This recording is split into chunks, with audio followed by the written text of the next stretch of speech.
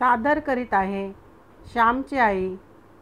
रात्र 13वी स्वाभिमान रक्षण.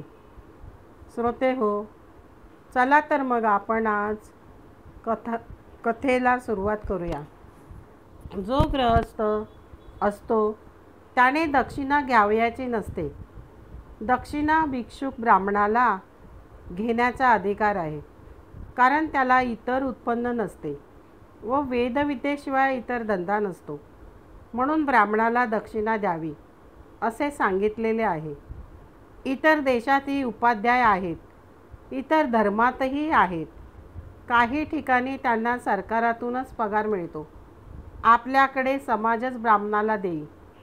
श्यामने गायीची तितकीच वधूकडची वराकडच्यांची 4-4 आणे दिले तर वधूपक्षही 4-4 आणे देतो. जो हात पुढे करील त्याला दक्षिणा देण्यात येत असते. लग्नाला जेव्हा मंडळी जाते तेव्हा मुले आपापल्या वडील मंडळीजवळच बसलेली असली तरी हे शिक्षण आपोआपच त्यांना मिळते. अरे, आपण नाही हो हात पुढे करावायचा वगैरे ते मुलांना सांगतात. परंतु अलीकडे स्वाभिमानच उरला नाही. पैशासाठी आपण हपापलेले आहोत. फुकट मिळेल तेवढे घ्यावे अशी वृत्ती झाली आहे.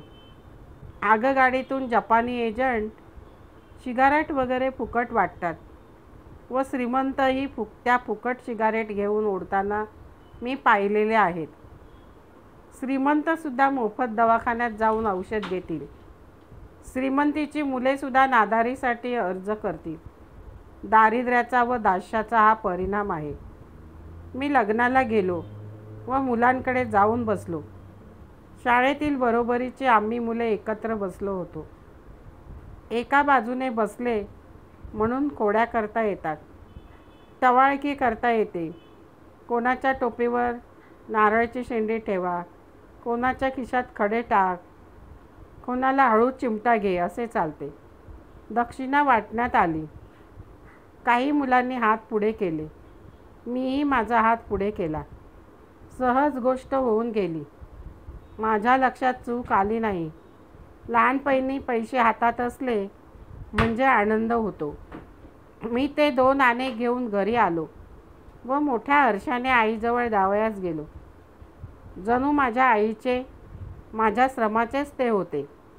भटजी 12-12 वर्ष मंत्र शिकतात, ते विधी करतात, तर त्यांना घेऊ दे.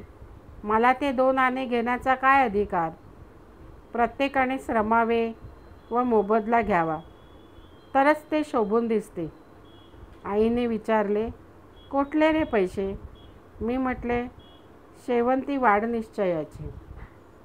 लग्नात मिळाले. आई एकदम ओशाळली. तिचे तोंड म्लान झाले. आम्ही गरीब झालो होतो. आपण गरीब म्हणून मुलाने दक्षिणा आणली का? का आपण गरीब झालो म्हणून कीव येऊन भिक्षुकाने आपल्या मुलाच्या हातावर पैसे ठेवले? कारण एखाद्या घरंदाज घराण्यातील मुलाने हात पुढे केला तर भिक्षुक आपण होऊनच त्या मुलाला म्हणे, वेड्या, तू का हात पुढे करावयाचा? तू त्या डोंगराकडचाच ना? माझ्या मुलाला भिक्षुक असे का म्हटले नाही? त्यांना आमची कीव आली. जगात दुसऱ्याने आपली कीव करावी याहून करुणास्पद व दुःखप्रद कोणती गोष्ट आहे? आईच्या मनात असे शेकडो विचार आले. ती बोलेना, शून्य दृष्टीने पाहत राहिली. आई, घे ना ग पैसे. मी काही चोरून नाही हो आणले. मी काकुळतीने येऊन म्हणालो. आई म्हणाली, श्याम, आपण गरीब असलो तरी गृहस्थ आहोत, आपण भिक्षुक नाही. भिक्षुकीचा धंदा आपला नाही. आपण दक्षिणा घ्यायची नसते, ते आपले काम नाही. आपण दुसऱ्याला द्यावी. भटजी वेद शिकतात, धार्मिक कार्य करतात, त्यांना शेतभात नसते. ही दक्षिणे हेच त्यांचे उत्पन्न असते बेटा. मी म्हटले, आपल्या गावातील ते पांडू भटजी किती श्रीमंत आहेत ग. त्यांनी ती दक्षिणा घ्यावी का? सावकारी करतात ते, शेतीभाती आहे. हे असले कसले भटजी? आई म्हणाली, तो त्यांचा दोष आहे. पूर्वी भटजींना दक्षिणा जास्त मिळाली तर ते गोरगरिबांना वाटून टाकीत. घरी मुले शिकावयास ठेवीत. त्या पांडव प्रतापात नाही का की नळराजाने ब्राह्मणास खूप धन दिले. ते धन ब्राह्मणांनी वाटेतच दुसऱ्यांना वाटून दिले. ऋषींच्या घरी कितीतरी मुले शिकावयास असतात. आपण गृहस्थ, आपण दक्षिणा घेऊ नये. तू पुन्हा पुढे हात करू नकोस. रोहिदास पानपोईचेही पाणी प्यायला नाही. गृहस्थाने जगास द्यावे, जगापासून घेऊ नये. आईचे ते 2 आणे शेजारी बाळू म्हणून गडे होता त्याला देऊन टाकले. मित्रांनो, जगापासून जितके आम्ही घेऊ तितके जगाचे आपण मिंदे होत असतो. आपण दिनवाने होत असतो. दुसऱ्यांच्या तोंडाकडे पाहणारे होत असतो. दिनवाने जगणे हे पापच आहे. ताठरपणे उन्मत्तपणे जगणे हेही पापच. जगाचे मिंदे होणे नको. युरोपमध्येही स्वाभिमानी वृत्ती लहानपणापासूनच शिकविण्यात येत असते. आईबापांच्या पैशावर जगणे, हो, तिथे मिंदेपणा व कमीपणा मानतात. अमेरिकेचे प्रेसिडेंट हुवर यांची गोष्ट सांगतात. त्यांनी आपल्या 13 वर्ष वयाच्या मुलास मजुरीने काम करायला पाठविले. धनाढ्य अशा अमेरिकेचे मुख्य अध्यक्ष हुवर होते. परंतु त्याच वेळेस त्यांचा हा लहान मुलगा एका गवंड्याच्या हाताखाली काम करीत होता. एका इमारतीचे बांधकाम चाललेले होते. ते चालले असताना काम करताना हा मुलगा उंचावरून पडून मेला. हुवर साहेबास वाईट वाटले, परंतु ते म्हणाले, माझ्या राष्ट्राला स्वावलंबन व श्रमाची महती शिकविण्यासाठी माझा हा मुलगा मेला. स्वावलंबन हा पाश्चिमात्य शिक्षणाचा पाया आहे. स्वावलंबनाने मान वर करण्यास मिळते, परावलंबनाने मान खाली होते. श्रमाशिवाय काही घेऊ नये व कोणी श्रम केल्याशिवाय त्याला देऊ नये. तुका म्हणे घेतो तोही नरका जातो. तुका म्हणे घेतो तोही नरका जातो. आळशी मनुष्याला पोसणारी ही पापी आणि आळशी ही पापी. कोणा आळशाला जेव्हा आपण देतो तेव्हा तो मिंदा दिनवाना असतो व आपण ऐटीत असतो. याच्या उलट त्याच्याकडून काहीतरी काम करून घ्यावे.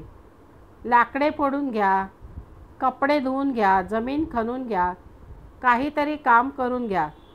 त्यात खरोखरच त्या माणसाचा उद्धार आहे. उद्योगहीनास पोसण्यास देवाचा अपमान आहे. देवाने दिलेल्या हातापायांचा बुद्धीचा अपमान आहे. स्वावलंबन, स्वाभिमान, श्रम यांची महती आज रशियात शिकविण्यात येते. नुकताच एक अमेरिकन मानसशास्त्रज्ञ रशियात गेला होता. रशियातील परिस्थिती, तेथील अंतर्बाह्य परिवर्तन पाहावयास तो गेला होता. मजुरांना वाटण्यासाठी म्हणून त्याने झरण्या, फाउंटन पेन, चॉकलेटच्या वड्या, सुंदर चाकू वगैरे वस्तू घेतल्या होत्या. मजुरांच्या चाळीत जाऊन तो त्यांना त्या बक्षीस म्हणून देऊ लागला, परंतु एकही हात पुढे आला नाही. कोणीही वस्तू घेतली नाही. तो म्हणाला, घ्या, मी प्रेमाने देत आहे. ते मजूर म्हणाले, स्वतःच्या श्रमाने मिळवावे. दुसऱ्याने दिलेली देणगी घेऊन कदाचित मनात आलस्य, मिंदेपणा व परावलंबन यांचा उदय व्हावयाचा. या दुर्गुणांना यत्किंचितही वाव न देण्याचे आम्ही ठरविले आहे. तो अमेरिकन मानसशास्त्रज्ञ चकित झाला. केवढी ही विचारक्रांती! ज्या रशियात लाखो मजूर मागण्यासाठी पूर्वी हात पुढे करीत, तेथे एकही हात पुढे झाला नाही. केवढे स्वावलंबन, केवढे तेज, केवढी श्रमाची पूजा! श्रमामध्ये आत्मोद्धार आहे. फुकट घेण्यात व देण्यात पतन आहे. हे हिंदी मुलांना, तमाम हिंदी जनतेला समजेल. तो सुदीन घरी, दारी, शाळेत हे शिक्षण देण्यात आले पाहिजे. उष्टे कोणाला घालू नये असा धर्मनियमच झाला पाहिजे. खरा धर्म श्रमांना उत्तेजन देणे हाच होय. आळसाने भीक मागणारा व श्रीमंत असल्यामुळे गाद्यांवर लोळून खाणारा दोघेही किडेच आहेत. श्रीमंतही दुसऱ्याच्या श्रमावरच जगतो व आळशी भिकारी दुसऱ्याच्या श्रमानेच खातो. हे दोघेही समाजवृक्षावरील बांडगुळे आहेत. उन्हातानात काम करणारा मजूर रस्ते झाडणारा झाडूवाला, मलमूत्र नेणारा भंगी, मेलेली गुरे फाडणारा ढोर, वाहना बांधणारा चांभार, हे सारे आयते खाऊ लोकांपेक्षा पवित्र आहेत, श्रेष्ठ आहेत. काहीतरी निर्माण करा, विचार निर्माण करा, धान्य निर्माण करा, स्वच्छता निर्माण करा, काहीतरी मंगल असे, सुंदर असे, हितकर असे निर्माण करा, तरच जगण्याचा तुम्हास अधिकार आहे. ज्या राष्ट्रात समाज संवर्धक, समाजरक्षक व समाजपोषक श्रमाची पूजा होते, ते राष्ट्र वैभवावर चढते. बाकीची भिकेच लागतात. माझ्या आईने मला स्वाभिमान शिकविला, मिंधेपणा म्हणजे मरण हे शिकविले. दुसऱ्यांचे घेऊ नकोस, दुसऱ्यास दे हे शिकविले. श्रोते हो, माझी कथा येथे संपली. आपणास कथा आवडलीच असेल, कथेला लाईक व सबस्क्राईब करा ही नम्र विनंती.